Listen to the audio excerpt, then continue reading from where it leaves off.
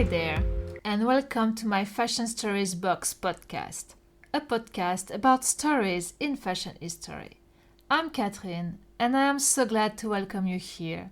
Let's discover together interesting facts about fashion and history and fashion history.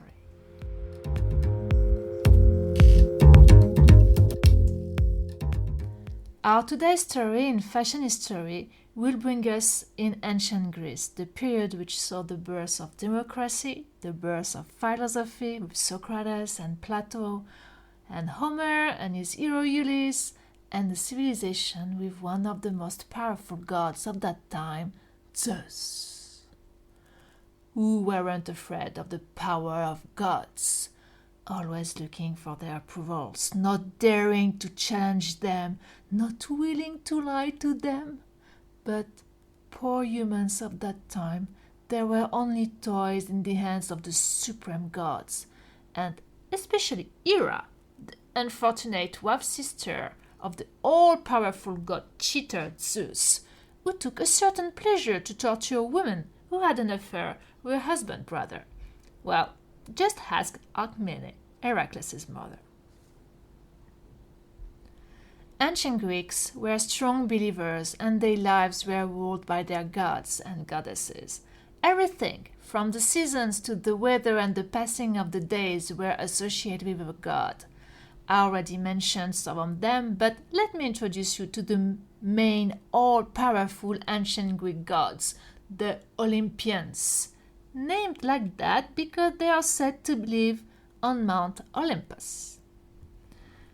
So, the main gods of the Greek mythology were Zeus, the god-in-chief, Hera, his wife's sister, goddess of marriage, women, childbirth, and family, Poseidon, god of the seas, waters, storms, hurricanes, earthquakes, and horses, Demeter, goddess of the harvest, fertility, agriculture, nature, and the seasons, Athena, goddess of wisdom, handicraft, and warfare, Apollo, god of light, the sun, prophecy, philosophy, archery, truth, inspiration, poetry, music, arts, manly beauty, medicine, healing, and plague, Artemis, goddess of the hunt, the wilderness, virginity, the moon, archery, childbirth, protection, and plague, Ares, god of war, violence, bloodshed, and manly virtues, Hephaestus, god of the forge, craftsmanship, invention, fire, and volcanoes, Aphrodite, goddess of love, pleasure, patience, procreation, fertility, beauty, and desire, Hermes, the messenger of the gods, the god of travels, commerce, communication, borders, eloquence, diplomacy, thieves and games, and the guide of the dead souls to the underworld. To these main gods and goddesses, you can add two others who also play an important role in the ancient Greece mythology. Hestia, goddess of the fire and of the right ordering of domesticity and family, and Dionysus, god of wine, grapevine, fertility, festivity, ecstasy, madness, and resurrection. To these main gods and goddesses, you have also plenty of less important gods, nymphs, and so on. A very rich mythology, as I said.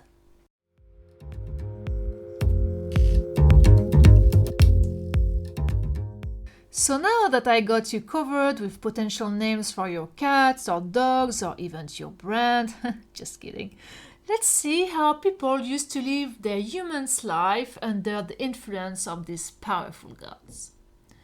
To start with, there wasn't really an ancient Greece territory with delimited borders.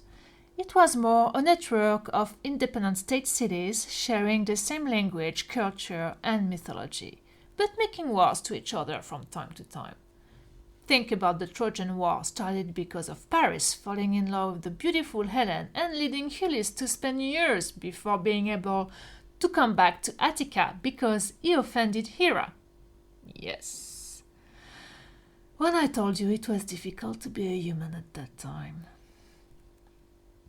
The society by itself was composed of two types of people, the free people and the slaves. If you were in the last category, you didn't really have rights. You were just a property, kind of human animal. But then, the free people were composed of men. How strange for a place which saw the birth of democracy. Yes, women were placed at the same level as children. And for all the admiration I can have for this entire civilization and the concept it brought to our modern Western world, it was still a completely patriarchal society. Though they had very powerful goddesses. Anyway, ancient Greek men liked to gather in the agora in the center of the city and debate philosophy, politics, arts. They also liked to play games. They were the ones who organized first the now infamous Olympic Games, a series of games to which all these independent state cities would send their finest sportsmen to compete and win. All these men were very athletic, with lots of muscles, playing naked or almost.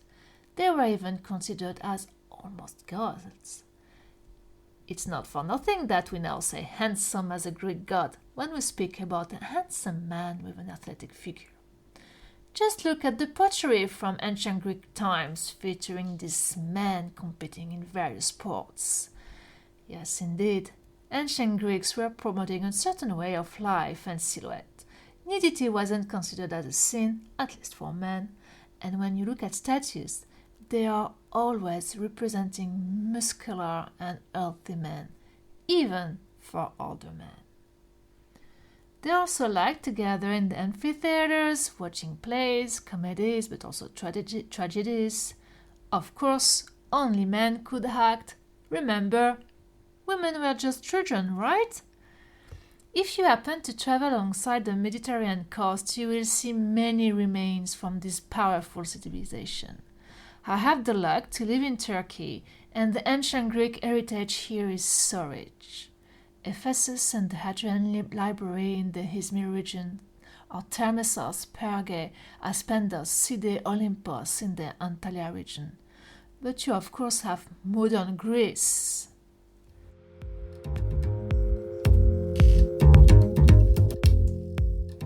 I offer now that we go to the state city of the powerful goddess Athena, Athens. Let's have a stroll in the streets of the city and discover their architecture. I don't know about you, but I have a fascination for historical reconstructions. I like to wander in a whole city and try to imagine life there with its people, street life, architecture during its golden age. So, let's imagine how the Acropolis would look like at the peak of its glory. Big temples dedicated to gods and goddesses, the most important being, of course, the one dedicated to Athena. You would also have amphitheaters, statues, columns alongside the roads, official buildings, olive trees for some green touches in this sea of whites, and to protect yourself from the sun, meaning Apollo, when it was at its zenith. People would attend to their businesses, young men going to hear the words of prominent philosophers, women going grocery shopping with their children, older men going to official buildings or praying to the temples. But wait a minute. Who is that young man seeming to be quite in a hurry? Let's go closer to him.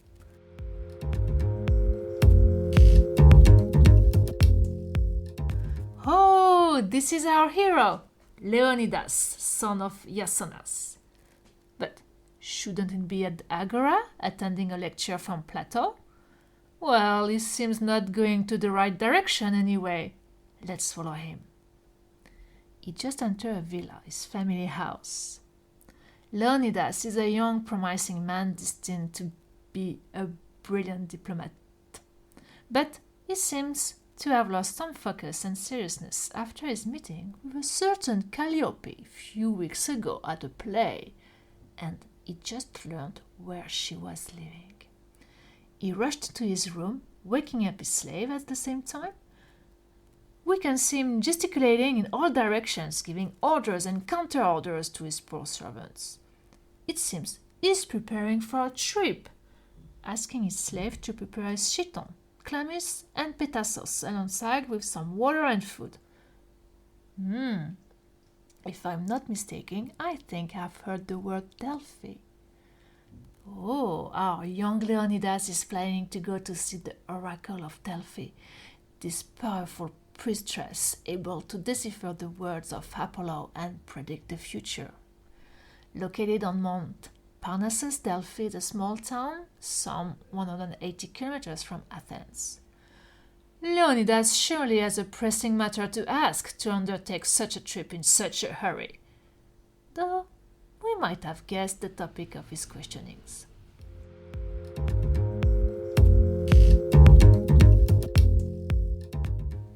And now let's look back at his outfits, the chiton, chlamys, and petassos. Ancient Greeks liked functional clothing, simply made and to last. It was usually a single piece of fabric, not tailoring yet, styled around the body, taking into account the weather conditions and the fashion of the time. The basic piece, for both men and women, was a tunic-like garment whose length and quality of fabrics used would depend on the gender, job, and social position of the wearer. For his trip to Delphi, Leonidas is wearing the chiton, the Greek name for this tunic for men. The chiton is basically, as we said, a piece of linen fabrics which is fastened at the shoulder level with a pin, the fibula, and tightened at the waist with a belt. The chiton could be long or short, think mid-thigh. And to ease his journey on the road to Delphi, Leonidas will wear the short version of the chiton. The chlamys is the rectangular piece of wool worn as a coat young men would wrap themselves in over the chiton. The longer version of this coat outfit was named imation. And the petassos is a sort of hat worn to protect the wearer's head from the sun. The journey will take him around 2 days to go to Delphi and around 2 days back. He will also bring with him offerings for the Pythia, as branches of laurel and money. Leonidas will also need to sacrifice a black ram. Let's wave him goodbye now and wish him good luck for his encounter with the Pythia of Delphi. We will meet him again in a few days at his return, hopefully with great news.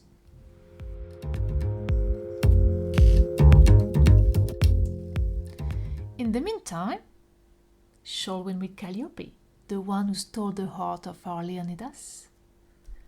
Calliope is also the daughter of a respectful senator, Demetrius. Though having basically no rights compared to men, Calliope still benefited from a good education. As a young girl, she studied reading, writing, mathematics, literature, poetry, and music. She became an accomplished lyre player and won several musical competitions. At 16 years old, she still wasn't married, contrary to her girlfriends who married around 14 years old, some already having their first babies. But she wasn't in a hurry, and as the last daughter, her father, who lost his wife a few years ago, wasn't forcing her in any kind of arranged marriage, as was usually the tradition. However, things might be on their way to change after her father introduced her to Leonidas and his family when they were at the theater a few weeks ago, sitting not far from each other and glancing at each other from time to time during the play.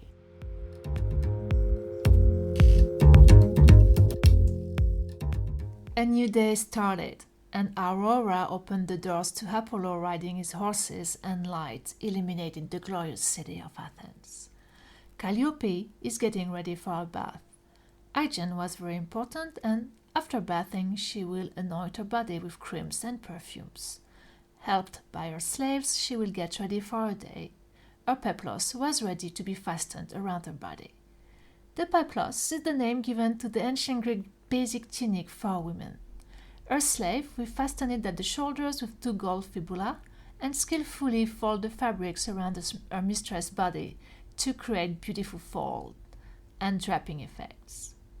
Modesty was a must For ancient Greek women, and the peplos would cover as much skin as possible up to the feet. Then the servant will style her long hairs with braids to create a sophisticated bun with curls framing the face. A beautiful leather band with gold flowers and leaves will be added. As jewelry, she will put a golden arm cuff, a necklace and earrings with leaves motifs. Leaf motifs were quite in fashion for accessories at that time for both men and women. For example, a crown of leaves was offered to the winners of a competition during the Olympic Games. As Calliope was planning to go planing the lyre on the garden, she also put on her head a light veil with gold threads and delicately perfumed. The weather would have been colder, she would have worn an epiblema, a long piece of wool fabric she would have wrapped over her peplos. I wish I had a servant helping me every morning with my toilet routines, as it was the case for Calliope. But other times, other customs. And to be honest, I prefer to be a free and independent woman than considered as a human being with as much intellect as a child, even if children can be very sensible. Calliope was rejoined by her father on the garden, who sat on a bench starting to read the last philosophy book. Slaves brought some refreshments, the day being quite hot even under the olive trees. A servant rushed into the garden and, bending in front of Demetrius, announced that Iasonas, son of Achilleus, and Leonidas, son of Iasonas, were at the entrance, requesting an audience.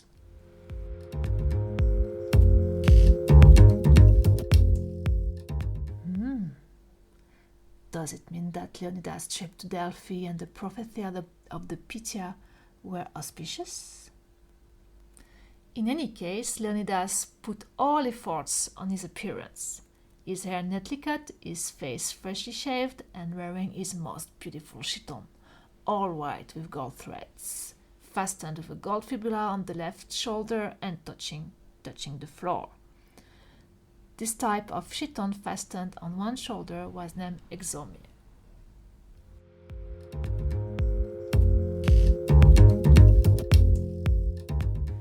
We will leave them there, hoping that Apollo predicted them a lifelong love, and we'll come back to our modern days and see how designers took inspiration from ancient Greek outfits.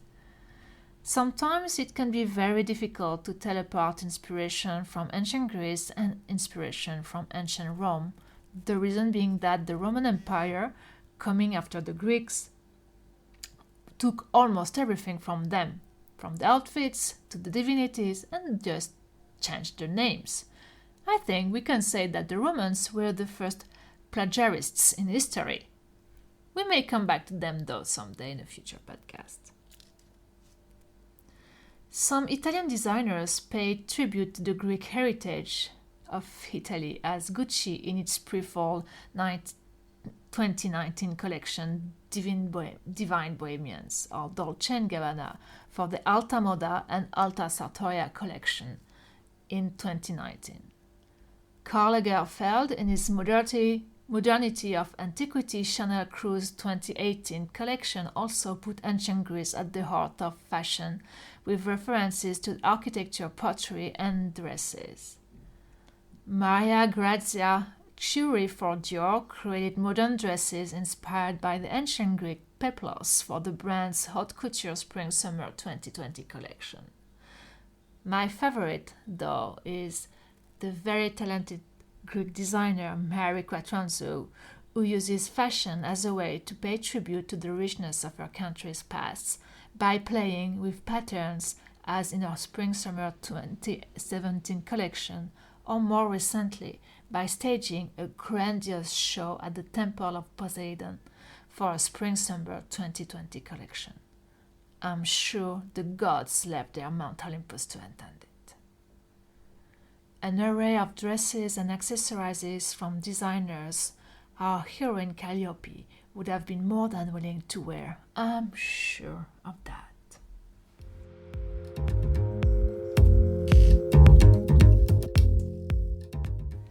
head up to my blog, my blog box, and to my Instagram, cat and my at marketing toolbox for visuals related to ancient Greece, and feel free to share with me your discoveries. Thank you for listening. I hope you enjoyed these short fashion stories in ancient Greece.